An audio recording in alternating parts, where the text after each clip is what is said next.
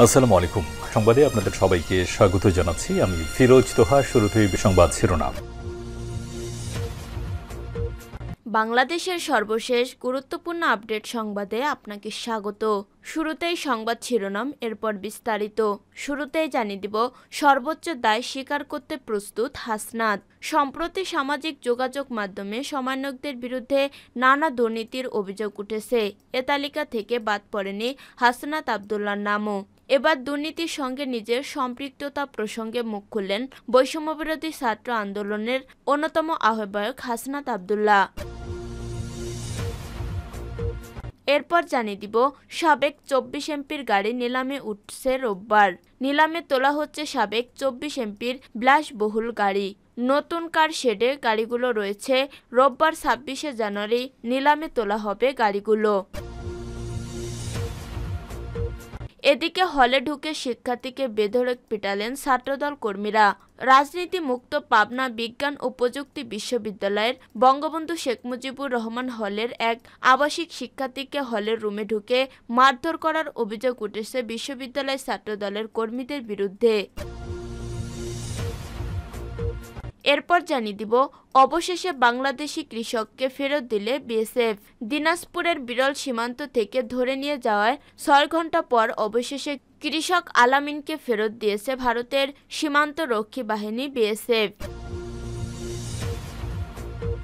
এদিকে মিয়ানমার সীমান্তে পরপর 3 মাইন বিস্ফোরণ, আহত 3। বান্দরবনের নাংরাছড়ি এলাকার মিয়ানমার সীমান্তে পৃথক 3টি স্থলমাইন বিস্ফোরণের ঘটনা ঘটেছে। এ ঘটনায় 3 জন বাংলাদেশি আহত হয়েছেন। এবং সর্বশেষ জানিয়ে দিব, অবৈধ অভিবাসীদের বিরুদ্ধে ট্রাম্পের অ্যাকশন শুরু। অবৈধ অভিবাসীদের বিরুদ্ধে কঠোর অবস্থানের ঘোষণা দিয়ে আসছেন মার্কিন প্রেসিডেন্ট ডোনাল্ড ট্রাম্প। শপথের পর তা বাস্তবায়ন শুরু করেছে মার্কিন প্রশাসন। শুরু হয়েছে ট্রাম্পের অ্যাকশন। একদিনে দেশটিতে 5 শতাধিক অভিবাসীকে গ্রেপ্তার করা হয়েছে। শুক্রবার 24শে জানুয়ারি আনাদোলু এজেন্সির এক প্রতিবেদনে এই তথ্য জানানো হয়েছে। প্রিয় দর্শক, এতক্ষণ শুনছিলেন সংবাদ শিরোনাম, এরপর বিস্তারিত। তবে তার আগে বন্ধু জানিয়ে দিন আপনি কোন স্থান থেকে আমাদের সংবাদটি দেখছেন এবং শুনছেন। জানিয়ে দিন এই সংবাদ সম্পর্কে আপনার মূল্যবান মতামত। আর বন্ধু, আপনি যদি আমাদের চ্যানেলে নতুন হয়ে থাকেন তাহলে ভিডিওটি দেখতে দেখতে চ্যানেলটি সাবস্ক্রাইব করে রাখুন, যাতে করে আমাদের পরবর্তী সংবাদগুলো সবার আগে আপনার কাছে পৌঁছে যায়। এবারে বিস্তারিত। সর্বোচ্চ দায় স্বীকার করতে প্রস্তুত হাসনাত।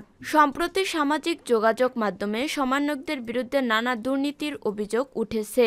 এ তালিকা থেকে বাদ পড়েনি হাসনাত আবদুল্লাহর নামও।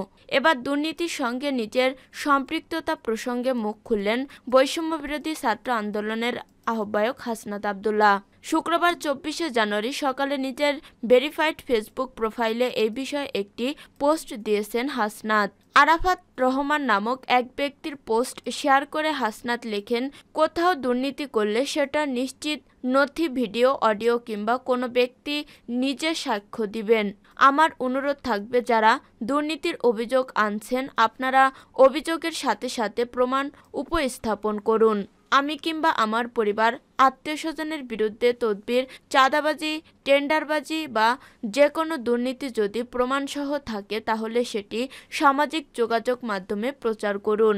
প্রয়োজনে মামলা করুন। অভিযোগ প্রমাণিত হলে সেটা যদি 1 টাকার দুর্নীতিও হয় আমি সর্বোচ্চ দায় স্বীকার করতে প্রস্তুত। এর আগে আরাফাত রহমান তার ফেসবুক পোস্টে লিখেছেন, আসমানের নিচে জমিনের উপরে আমার ভাই ব্রাদার কারো নামে যদি 1 টাকাও দুর্নীতির অভিযোগ প্রমাণ করতে পারেন তাহলে আমারে এই ব্যাপারে তথ্য প্রমাণ দিন। তথ্য প্রমাণ পাওয়া মাত্রই আমি তাদের বিরুদ্ধে লেখালেখি করব। এই পোস্টের কমেন্ট বা আমারে ইনবক্সে দিতে পারেন। বিশেষত মাহফুজ আলম, নাহিদ ইসলাম, আসিফ মাহমুদ, হাসনাত আবদুল্লাহ, সার্জিস আলম, আবু বাকের মজুমদার, আব্দুল হান্নান, মাসুদের ব্যাপারে কোনো অভিযোগ থাকলে আমাকে জানান।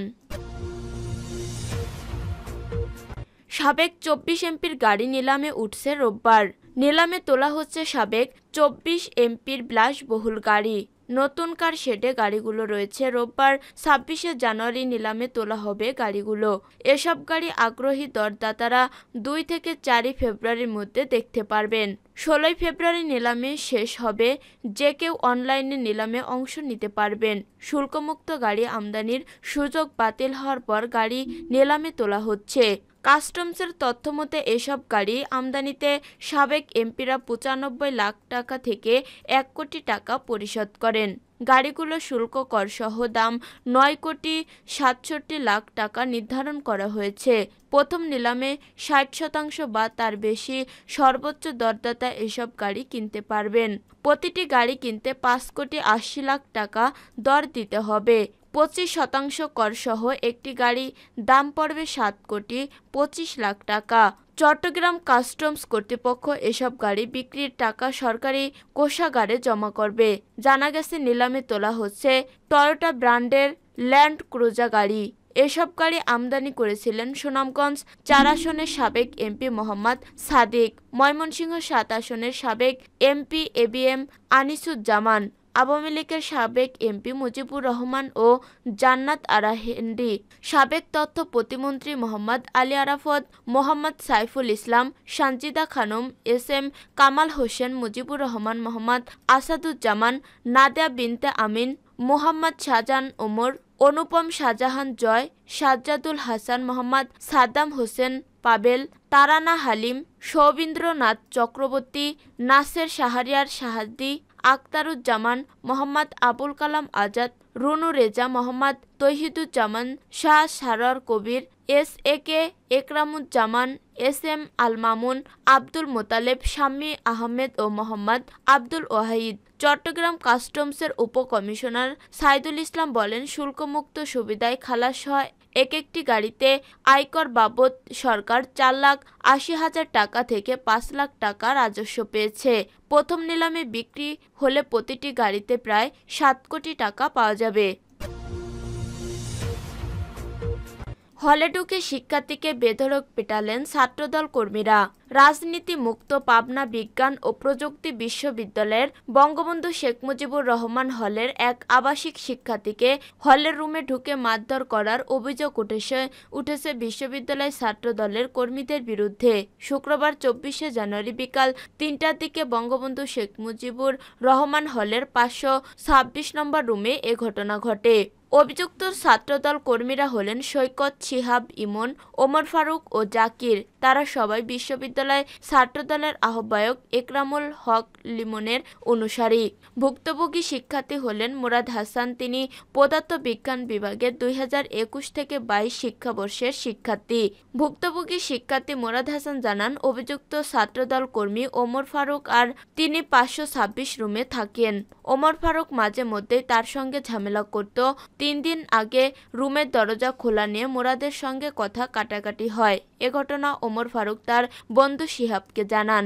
বৃহস্পতিবার রাত ৩টার দিকে ওমর ফারুক মুরাদকে ঘুম থেকে তুলে বকাঝকা করেন এবং তাদের মধ্যে কথা কাটাকাটি হয়। তিনি আরও জানান, জুমার নামাজ পড়ে শিহাব মুরাদকে হলের ছাদে ডেকে নিয়ে ওমর ফারুকের সঙ্গে ঝামেলা না করার জন্য হুঁশিয়ারি করেন। হলের ছাদ থেকে মুরাদ রুমে গেলে ওমর ফারুক রুমে শিহাব, সৈকত, ইমন, জাকির সহ কয়েকজনকে ডেকে আনেন। এরপর তারা মুরাদকে কিলঘুষি মারতে থাকেন। এক পর্যায়ে রুমের ব্যাট নিয়ে মুরাদকে মারতে গেলে মুরাদের রুমমেটরা তাদের আটকে দেন। এরপর ছাত্রদলের ওই কর্মীরা রুম ত্যাগ করেন। অবশেষে বাংলাদেশি কৃষককে ফেরত দিল বিএসএফ। দিনাজপুরের বিরল সীমান্ত থেকে ধরে নিয়ে যাওয়ার ৬ ঘণ্টা পর অবশেষে কৃষক আলামিনকে ফেরত দিয়েছে ভারতের সীমান্তরক্ষী বাহিনী বিএসএফ। শুক্রবার ২৪শে জানুয়ারি বিকেল ৩:৩০টায় পতাকা বৈঠকের মাধ্যমে বিজেপির কাছে কৃষক আলামিনকে ফেরত দেওয়া হয়। পতাকা বৈঠকে বর্ডার গার্ড বাংলাদেশ বিজেপির পক্ষে নেতৃত্ব দেন দিনাজপুর ৪২ বিজেপি ব্যাটালিয়নের অধিনায়ক লেফটেন্যান্ট কর্নেল আহসানুল হক ইসলাম এবং ভারতের বিএসএফের পক্ষে ৯০ BCF commanding officer Bipin Kumar. কৃষক আলামিন উপজেলার ধর্মমপুর ইউপির দীপনগর গ্রামের আইস উদ্দিনের ছেলে। স্থানীয়রা জানান, কৃষক আলামিন শুক্রবার সকাল ৯টার দিকে বিরল ইনায়তপুর সীমান্তের দীপনগর গ্রামে শূন্যরেখার ৩২৩ নং পিলারের কাছে নিজ জমিতে কাজ করছিল। এ সময় বিএসএফ এসে তাকে ধরে ক্যাম্পে নিয়ে যায়। পরে তার পরিবারের লোকজন বাংলাদেশ বর্ডার গার্ড বিজিবি সদস্যদের কাছে গিয়ে বিষয়টি জানান। পরে বিকেল 3:30টায় 323 নং মেইন পিলারের 0 পয়েন্টে পতাকা বৈঠকের মাধ্যমে কৃষক আলামিনকে ফেরত দেয় বিএসএফ। এভাবে কৃষক ধরে নিয়ে যাওয়ার ঘটনায় সীমান্ত এলাকার বাসিন্দাদের মাঝে আতঙ্ক ও থমথমে অবস্থা বিরাজ করছে।